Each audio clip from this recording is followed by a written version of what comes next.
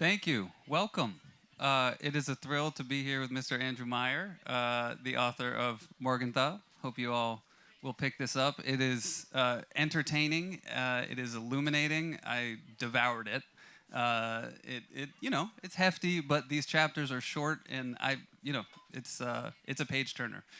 I thought we could start just with a little meet your characters character sketch. This book covers four generations of Morgenthau. They are all fascinating characters, which is part of what makes the book so great. Could you tell us a little, Andrew, and we'll circle around to how this whole thing got started, but just help us meet these kind of four main characters, these generations. I will. Thanks, David. And first of all, thank you all for coming out. I don't know many places in America, at least, when on a beautiful Sunday afternoon, when you're in close proximity to the best beaches in the country, you get people to come out and hear me ramble about. We're going to start in the mid 19th century, and it's a family affair, so even better, to talk about dynasties. Uh, so, and we're going to talk a little bit about the Modiglianis too, whether you want No. to or not. So, the Morgenthau's, it is an epic in more than one way. Beginning, thank goodness, in 1866 when Lazarus Morgenthau came to America from Germany. So I got to skirt the Civil War. That's pretty much the only war that's not in the book. And Lazarus is the patriarch who brings his large family to Brooklyn, about 2 blocks from where I now live on Congress Street on the wharf, which was like the wharf pretty much everywhere, not the most desirable destination. Lazarus had a rather unusual trajectory or trajectories. He went from rags to riches to rags again. And he was an extraordinary guy, none of which I knew when I started the book, none of which I knew when I first met the DA, Robert Morgenthau. He, at his height, had 3 cigar factories in Germany, 1,000 people rolling handmade cigars for sale. The irony of history we were talking about, you can't make this up. German cigars to be sold in California for the 49ers and during the gold rush. And he made a lot of money doing that. He broke free of every single stricture that he had had, that his family had had, be it poverty, be it orthodoxy, be it even really, he imagined, German. Comes to America. I won't say a long story, but a medium-sized story. Lazarus is only about, I think, maybe 80 pages in the book. I really fell in love with him.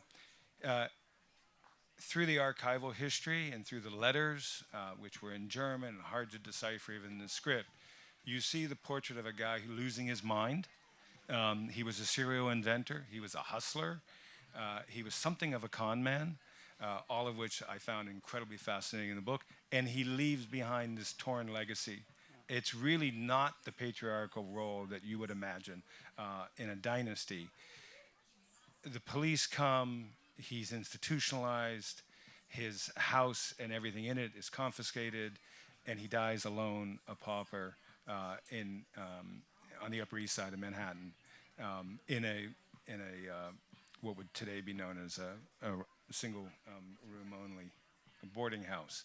And so then his son, And then his son, Henry winds up building most of northern Correct. Manhattan. And bear with me as we do this time travel. The biggest problem in this is there's 2 Henrys, as most of you probably know, Henry Jr. and Henry Sr. And Henry Morgenthau was never Henry Sr. in life. To the Democratic Party, to FDR. Uncle Henry. He was Uncle Henry, Moneybags Henry.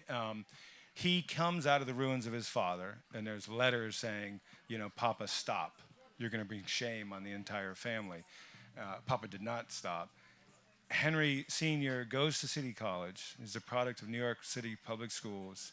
Comes from very little money, if any money, and is as much a product of Southern Germany and a reaction to it that he carries his whole life as to Ben Franklin and to Emerson and Emersonians, kind of the ideals of the sublime. And he falls in love with what he later calls the American gospel. And that's really his, yes, he made money. He becomes a lawyer, a very successful lawyer.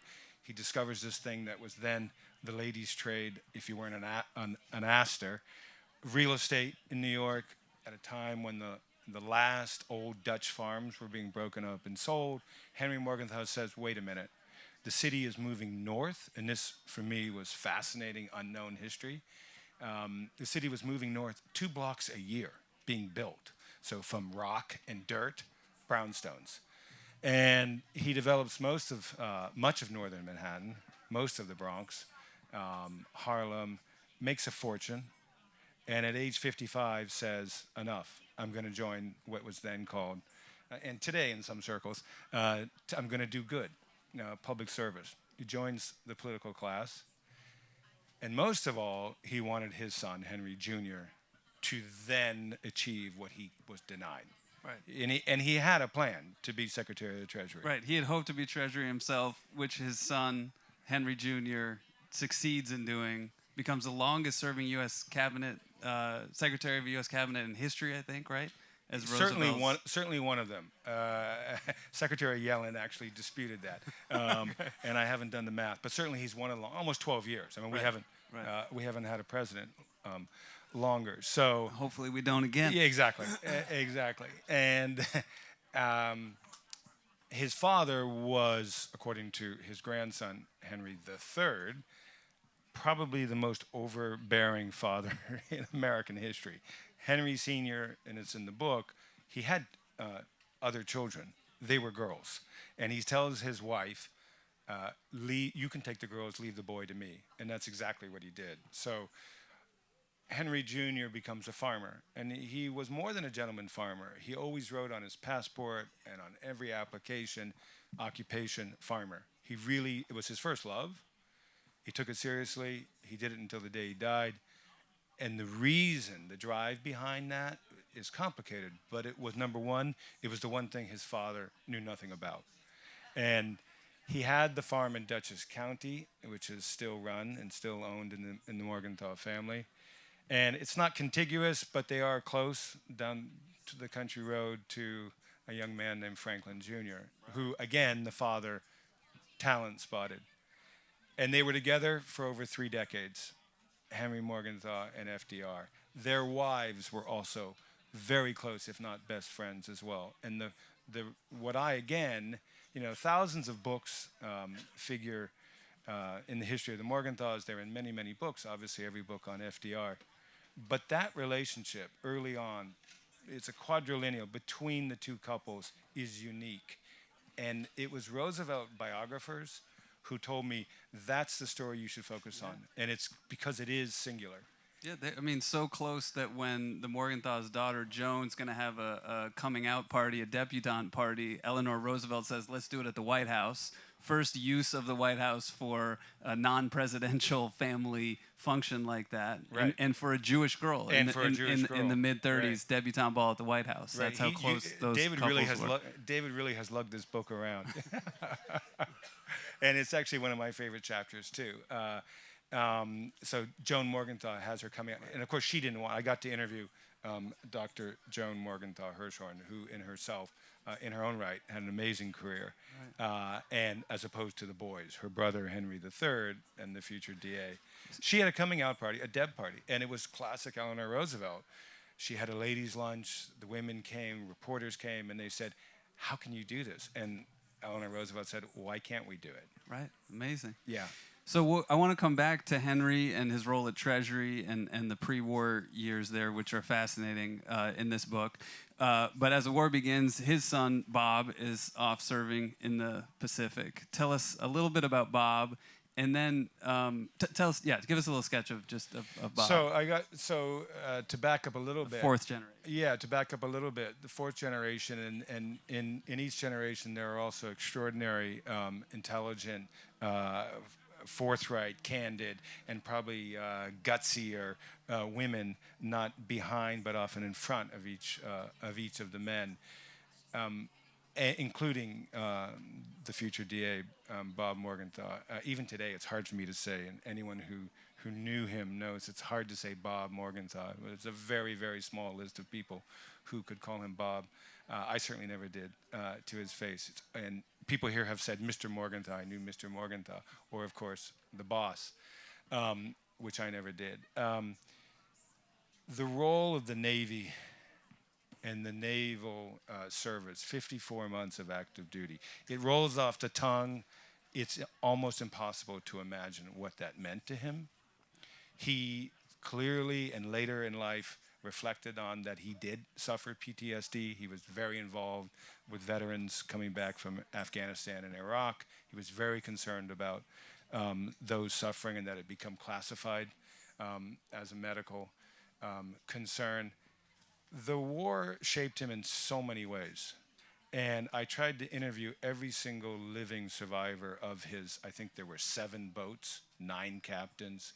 He ends up as the executive, so he's the number 2, 19, 20, 21, 22 years old. Almost always at sea. It's almost unbroken.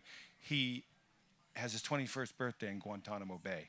There's a letter from Gitmo, misspelled Guantanamo Bay. It's extraordinary. You know, he tried to volunteer. He tried to go to Canada as a relative of his, a Lehman, had done. And he was at Amherst. And he was the president of this and the president of that. He was the president of everything at Amherst. And he had been the president of everything at Deerfield. This was a guy that everything came easy. Or if it didn't come easy, it seemed to come easy. Even though he was Jewish, even though he was a Democrat. Jewish kids in the Amherst class, yeah. Yeah, and certainly not many Democrats. And he brought, you know, how many people bring Eleanor Roosevelt, the first lady, to, you know, the politics club that you found? Yeah. And then in your 90s get invited back to speak to it. But all of that is background noise because he thought, I want to go to Europe and I want to kill Nazis. That's what he said, or I want to kill Germans. And he wrote papers on the refugee crisis before it was even in the headlines in America. His father gave him, I found, classified internal Treasury documents and state documents on the burgeoning refugee crisis. And so it was like writing a term paper and getting classified information from through the U.S. Treasury as to the refugees' plight. Exactly, and he had Good a very source. and to your story, your family's story, he had an extraordinary professor at Amherst who had been in the Bundestag, had been in the German parliament, and was himself an emigre. So he had almost a front row seat at Amherst, but he wanted to go into the Navy. And he does, and it really changes his life in many ways. First of all, he's not only in the Pacific, where off the coast of Algiers on April 20th, Hitler's birthday, not coincidentally, his ship, the Lansdale, is sunk. He's the number 2. He's one of the last to leave the boat. 49 men die. He has to write letters. He has to even go. Some of those were friends. He had to go visit the widows afterwards and tell the news to the families. And not least of which, he's treading water throughout the night in the cold Mediterranean before he's rescued. And it was an example of sort of the research and the rapport that we had. It was the only time in the hundreds of hours that sat and listened where he would slip into the present tense, talking about the war. And he could talk about the way the waters were, how it felt, what it was like, the mundane hours and hours of being at sea, the racism that was in the Navy, and also how black, they weren't officers, messmen, those who cooked and cleaned and served, were put on the guns. And he had put them on the guns, which was, if not radical, certainly rare. And that stayed with him his whole life. It's not just the survival. After the Pacific, he goes immediately. He doesn't come home for more than a week. He immediately goes from the Mediterranean to the Pacific. And he faces wave after wave of kamikaze swarms and survives that up until the end, Okinawa, Iwo Jima, until the surrender. And he comes back in the fall of 1945, and he takes a break, and he goes to Yale Law School. In 2 years. Right. So fast forward to 2008, I believe it is. He's getting ready to run for his 9th term as DA. He's been DA since 1975. And you are looking at writing a magazine piece, and you've got a 45-minute meeting with the DA in his office. And, these projects that, I know if I'm signing up to make a film, it's going to take at least 3 years. The great Robert Caro, chronicler of LBJ, said those books reliably would take him 7 years. This one I know took more than a decade, and 800 pages are cut out of it. So you're walking in there for this 45-minute meeting, this sliding You're really doors, going for blood. You're really going. this sliding doors moment where this thing is about to become, your next decade of work if you can earn his trust. So tell us what you did in preparation for that meeting with the DA that led to the access that made this book possible. Yeah, it's funny. You're bringing back memories that are now distant memories, but happy ones. It was something of a ruse. I was doing New York politics for the Sunday Times Magazine, the New York Sunday Times Magazine, and I had become obviously more interested in moving from, my background was in Russia, going back to Russia every year to looking more at New York politics. And a friend of mine had joined, had moved, changed careers, and had become an assistant prosecutor. I knew the name Morgenthau like I know the name Modigliani, but it was in the back of my mind, and I knew the Treasury Secretary. My dad was an economist, professor at Stanford, and it wasn't really like a topic of conversation at the dinner table, but the New Deal, all of that was in the air. I honestly didn't realize that Robert Morgenthau was still the DA of New York County in 2008. And I went to go see him. It was 45 minutes. And after about an hour and a half, the line was forming outside. He had what is still one of the largest offices in Lower Manhattan or anywhere in New York. And it's been slightly refurbished. And the line of assistants formed, and Ida Van Lint, his long-suffering and long-serving assistant, was saying, boss, you've got other people. And he was hard of hearing. He was almost deaf in one ear, but he played it to great effect. And he just ignored the line of people forming. And he said, which I had kind of imagined, it was almost a dream, to your point, that he said, "Are you hungry?" And I became Andy. I'm in. Yeah, and then what followed? But tell me, before we keep going, tell me what you did to prepare for that meeting that caught his attention and kept him talking. Yeah, and I extended know. your 45-minute window. Yeah, that's the blood that you just. I'm known as something kind of obsessive and sort of I overdo things, and I had read everything I could on him, all the magazine profiles that had come before, many of which were fascinating and written by people I greatly admire. But I had also found in the New York Public Library, where I had been a writer in residence, a diary. It's not really a diary. It's called a Lebensgeschichte, a life history, that his great-grandfather had written, the patriarch Lazarus, who we started with, the cigar baron. Right, exactly. You found essentially the life story he had written. Well, no, he writes it at age 27 in 1842. So he's not yet the big baron, but he's certainly broken away. It's almost my flight, my exodus, and he's about to get married. And it's in German, but it's also was translated into English. And there is a copy at the public library. And when I met, because the DA started talking about, who my father was, and I said, "Yes, sir, I know, something about your father." And he goes, "You know about my grandfather?" I said, "Well, I know a little bit about your grandfather, but Henry Morgenthau, I know that he had witnessed mass murder of the Armenians in Turkey. I didn't know that he had bought the Democratic Party for Woodrow Wilson, which he told me." And then I said, "But I'm really interested in your great-grandfather, Lazarus."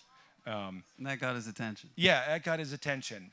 And he certainly, it's not to say he didn't know anything about Lazarus, but he knew very little. And he was really keen. And over the course of the next 3 hours, the lunch was twice as long as the interview, we both came to an understanding on one thing, that this was not a book about the DA, which thankfully every publisher understood, but it would be the great arc, 4 generations. And that, I think, is what interested him. Right. The sweep of history. Yeah. I don't want to give anything away, but the first line of the book is, "I never look back." And with me, the one thing that we did was I allowed him to look back. Right. Yeah. Right. Amazing. And so that opened up a whole series of meetings over years, hundreds of hours that you spent with him, in addition to all of these other sources, opening up 5 incredible cases that you select to kind of draw out his tenure as DA. And he wasn't always happy. I mean, it wasn't as though it was not authorized. He never threw a roadblock in my way. No one in the family did, and no one in the DA's office did, except with one time when I had submitted a request for a transcript at Cornell, and as I said yesterday, his father, the longest-serving Secretary of Treasury, didn't graduate boarding school and didn't graduate Cornell twice. Right. And he called me. He knew, it was with his permission. He knew. I mean, I had his FBI dossier. He was fingerprinted by J. Edgar Hoover when he was a teenager. I had his naval documents, things that he had never seen. And I shared everything with him. And when I submitted for the transcript, he called me up and he said, Andy, my father was a lousy student. And I said, I understand. And the reason why, to be serious, was that he was undiagnosed, almost certainly as a dyslexic. And he wasn't good in that setting. Yeah. The cases that you choose to draw out the DA's service are all fascinating. They include the Central Park jogger case, which it's an incredible accounting of that and all of its complexities. But one of the things that struck me was how he essentially seems to have innovated what we know as white-collar crime. Like I had thought that we always would prosecute folks like this, but that was essentially something that he marshaled his office to attack, and then in the process trained all the people working with him, who then went out on their own. I mean, can you talk a little bit about that? Essentially creating a whole new field of law. One of the first nights I was privileged to meet those who did call him Bob, not the boss, were the men, almost exclusively men. There are a few women who are veterans of the U.S. Attorney's Office in the Southern District of New York, and Robert Morgenthau was the chief federal prosecutor in that office for almost a decade until Nixon fired him, and they have to this day reunions, dinners, and I was invited early on. And I remember looking at this crowd and thinking, thank God I didn't know who was coming, because I never would have had the guts to show up. And that night, Peter Fleming, many of you may remember Peter Fleming, a titan of the bar, and a towering, very tall man, came up to me and he literally stuck his index finger in my chest and said, "You're the luckiest son of the bitch in the world, and if you screw up, we know how to find you." And then that was the opening, and then he said exactly what David just said. He said, I really hope you'll focus on this office, our office, because we and Bob did something that was different. And it wasn't just white-collar crime, but what he said, and many others later echoed this, is that the law was on the books. The SEC is from the New Deal. But there had not been a case in the Southern District prosecuted successfully until the 1960s with Morgenthau. Wow. And there are many reasons for that, but that's when he created a securities unit, later headed by the great Arthur Lyman. And Fleming turned to me and he said, he not only taught us everything we know, he created an industry for us, meaning the white-collar criminal bar. Right. And so many of the stories that are about that time in the 1960s are exactly that's what Gretchen Morgensen was talking about yesterday. It's not just offshore banking, which was just in the early days, but at home, corporate titans, the first mergers and acquisitions, the junk man Louis Wolfson, which to me at least were forgotten characters, and each deserving of their own book. So he did this again and again, beginning really from the U.S. Attorney's Office with a smaller group and then extending it to the DA's office, where he really moved, not just continuing, I guess you could say his favorite was white-collar crime, the big investigations, following the money. He could do that like nobody else. But he also did early against bias, hate crimes. He really he opened the office up to women. He was great at bringing in money. First and foremost for his staff, for his attorneys, but also for the city and state of New York. And that's the ending of the book, is the billions of dollars with these really complex Iranian sanctions cases that, we are still in New York City reaping the benefits of that. Yeah. I want to, in a moment, we'll open up to questions, and I think as we have a mic here, if anyone wants to come forward in a moment, I just want to touch on one other part of the book, which I found really compelling. So, going back to Bob, the DA's father, Henry Jr., the long-serving Secretary of the Treasury. Can you talk about the ways in which he used the Treasury, his position at Treasury, to, in the run-up to the Second World War, to begin arming long before Lend-Lease, as he saw the war coming, as he saw the mobilization of the Germans, based on his own experience, having met some of those German officers just after the First World War, Right. To arm the French, to arm the British, going around Congress, to begin to mobilize the manufacture and sale of these vital ammunitions, as we are now in an era where we're dealing with, do we want to be more isolationist? Are we going to go help folks that are fighting the wars that we believe in?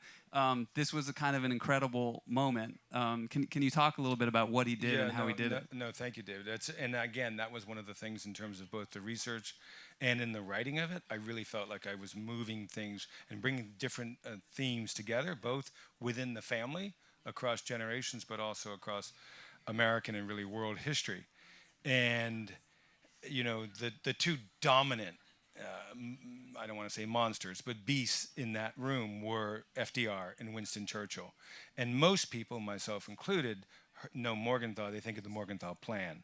And I wasn't researching or writing against that, but I obviously had to deal with where does the Morgenthau Plan come from? And also really what, and I hope I succeeded, what is the Morgenthau Plan? What was it? And actually, I've had some really interesting conversation with people who say, I hadn't realized this. And even people who know, whether it's General Eisenhower or Churchill's side of it, how nuanced and complicated that history is. It comes from two things, your question. One is that bond between Franklin Jr. and Henry Morgenthau, the most unlikeliest of, bedfellows. They had a real bromance. And they would actually, kind of giggle and cheat during cabinet. Henry sat here, you're FDR, big cabinet table, and they would pass notes to each other. Often kind of derogatory, most often picking fun at Mrs. Perkins, Frances Perkins, the Secretary of Labor, and her hats. She wore different hats. So it was a bromance. But at the heart of that was Henry Morgenthau was not a New Dealer. He literally had migraines about going over on the budget. He was fiscally conservative. Right. And FDR really wasn't his own Treasury Secretary. But what they agreed on was this sense of German martial spirit, right, German militism, and how we have to watch what's going over there. And in one of those exchanges, they called them chits, which are at the FDR library in Hyde Park, there's a note where I got to obviously recognize his handwriting. And he writes, do you think there will be war? And this is April 1933. 33. Right. And so, obviously, one of the great ironies of history, Hitler rises at the same time as FDR. And what people don't realize, and I certainly didn't, is that Franklin had always gone with his wonderful, indomitable mother to Germany, to the spas, as a young boy. Right. And what he remembered, you can't make this up, is the Lederhosen, the marching, the bands, and this martial spirit, which was Prussian, really. Right. And that's also what you alluded to. That's what Henry Jr. had remembered, older, literally in the trenches at Gallipoli, toasting to the Kaiser with the German officers. And that's all in his diaries and his letters. And then his father was constantly, Henry Sr. was constantly saying, we have to watch. The Germans will be back. As much as he loved back. German culture, yeah, and he's really lived very much still half in the homeland, he was very worried about exactly that. We have to watch the Germans. So he says, do you think there will be war? So he says, do you think there will be war? And Roosevelt writes back, almost certainly yes. Next question, and do you think we will have to go in to support France and Germany? And Roosevelt says, probably yes. And that is 1933. So meanwhile, you've got a team of rivals, Stimson, Wallace, Ickes, everybody around Hopkins, Francis Perkins, saying, what are these two up to? And I don't need to bore you with the details. You know, the general caricature is that Henry Morgenthau was a stooge. He carried Roosevelt's liquor. He couldn't run the Treasury, which was the biggest. The Pentagon hadn't been built yet. Yeah. The biggest bureaucracy of bureaucracies, over 30,000 employees. And not just the Secret Service, the Mint, Coast Guard. He controlled an enormous sea, and it was growing and growing. And then before war bonds, he raises over $40 billion in war bonds. He and Roosevelt scheme. And there's these wonderful stories about taking planes on trains in circumvention of congressional and of U.S. law. Planes on trains up to Plattsburgh, up to New York, so that they wouldn't actually be flown from U.S. territory, but they would be dragged across the border and flown to Europe from Canada. Right. And that's half of it. The other half is getting Detroit and L.A. to start turning a domestic production into a wartime production, which many people, this history has been written, credit Roosevelt and Morgenthau and others. Bob Patterson would be the one who was later becomes Secretary of Defense under Truman, for really getting America on a war footing industrially, when you, as you said, it was America first, isolationism. Right. And that, that's why in France and Germany, it's not just Lend-Lease. They thank Morgenthau, and they certainly thank Roosevelt.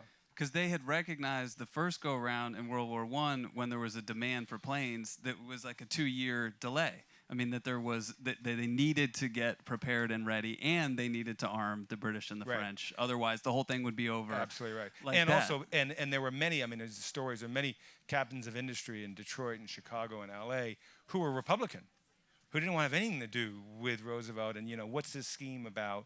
And so it was all done top secret.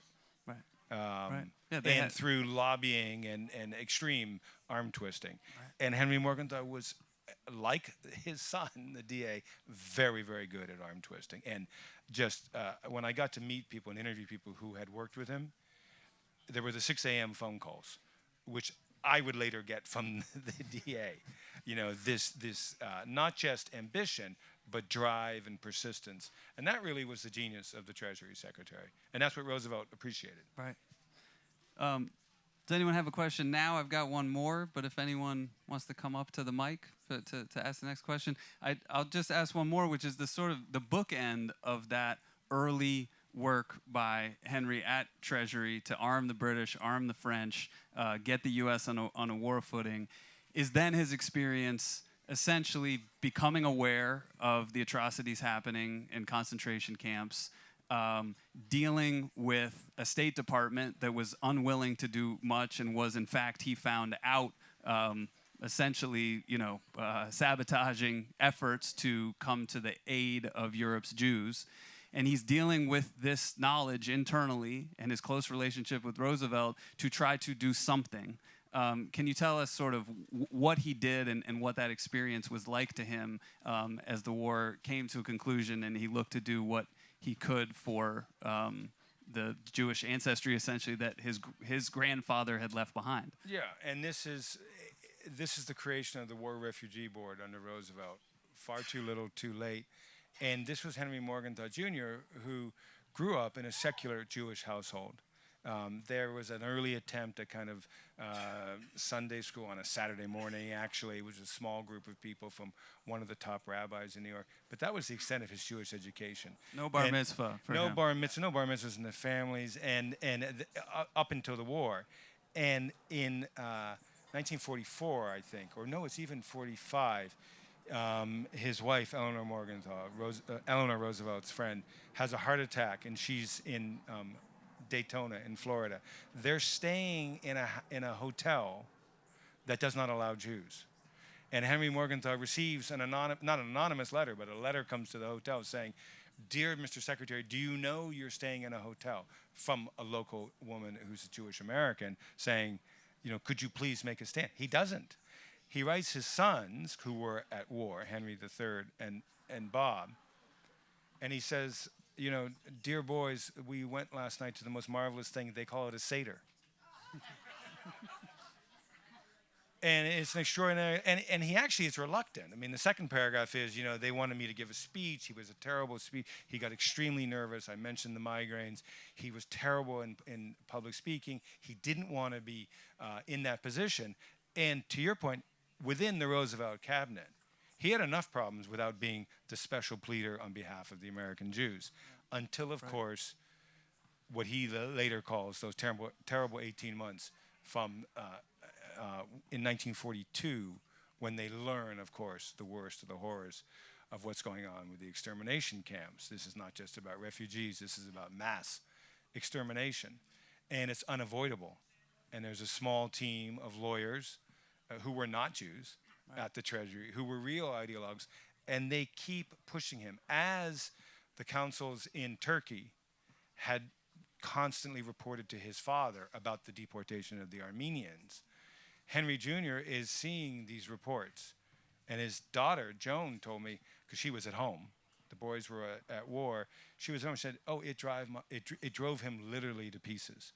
Yeah. And it's hard to imagine. I read at some point early in the research, there's an exchange between Mike Nichols and Steven Spielberg, and they say one of the great untold stories about the crisis of conscience and the moral awakening of World War II is happening in the White House with Henry Morgenthau going finally to his best friend, FDR. I mean, FDR was not he was the sun god. FDR was the reason why Henry Morgenthau lived. And he says, you know, the Jewish question, isn't it time we do something about the refugees? And that's too little too late, but that's the beginning of the War Refugee Board. Yes, please, you have a question? David, by the way, I lived near your parents, so I could ask them all about you later. Okay. Andrew, I was wondering if you had interviewed Lucinda Franks, Robert Morgenthau's second wife, who actually spoke over there about their love story, and he was in the audience. Thank you. Yes. There would be no book without, first of all, you know, everyone in the family, but especially Lucinda's generosity.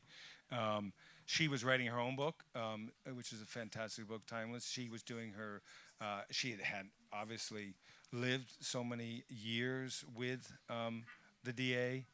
And like she threw no roadblock. The one thing that kind of annoyed me is that as year 2 turned to year 5, and her book came out in year 7, and I would see her, and she would say, when are we ever going to see your book? And in all seriousness, I do regret that she died, of course, far too young, and very suddenly. I wasn't able to show her the manuscript, the book. She would have been a fantastic reader and a great critic, I have no doubt. Thank you, it's important. Are there any other questions? Yes, sir. Yeah, thank you.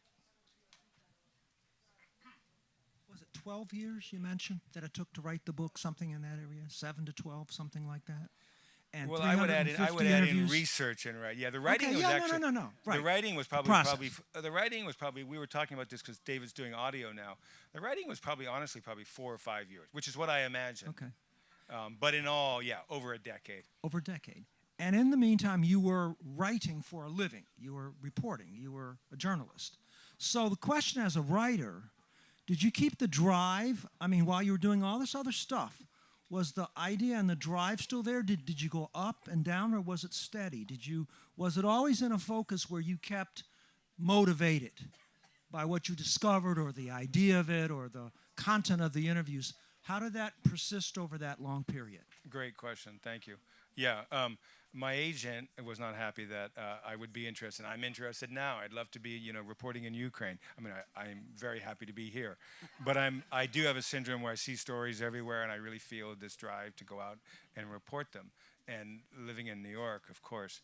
So I tried not to do magazine stories because I don't know about you, but I don't do it. I can't do it. I'd like to be able to do it in 2 or 3 weeks. They're 3 to 6 month stories. And so when you're writing a book, it's almost unsustainable. However, it is a great thing to do a short sprint. A book review, an op-ed piece, just to get the engine going And finish something. and Start finish to something. finish. Get a and rep. our kids will tell you if they were here. Neil Sheehan, One Bright Shining Line. He has 2 daughters, and they had T-shirts made. I think his book took longer, and it's a phenomenal book. Of course, they had T-shirts made. The book is finally done, and they walked in. Our kids haven't done that yet, but they were babies when this started, and now they're almost out of being teenagers. It was a long time. So those short writing sprints, I found were essential, and you're engaging with your audience, and you're getting something done, and there's a sense of like, okay, it does help a little bit in the writing. In terms of the writing process, I was blessed with a fantastic editor, Andy Ward, who's one of the top nonfiction editors at Random House, and he's the publisher. And we from day one said we're going to do this in chapters, and so the chapters got shorter and shorter. And I am told, I think the record is 18 days. Someone read it in 18 days. The chapters are very short, and that's intentional, in part for me, and move on. And then sometimes you'd skip 50 years and come back. There's also the process of research. So hundreds of interviews, many times going back to people.